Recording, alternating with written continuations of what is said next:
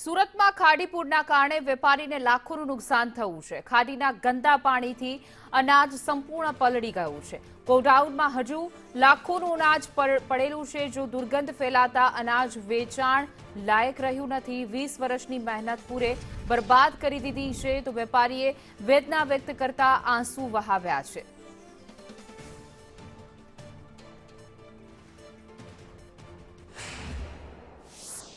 પાણી આવતાની સાથે મારે ઘણું બધું નુકસાન થયું છે। 20 થી 25 લાખ જેવું નુકસાન છે અને 2004માં મેં સ્ટાર્ટ કરી હતી દુકાન અને અટાણે સમજો ને કે આ નુકસાન આવતા હું રોડે ચડી ગયો છું।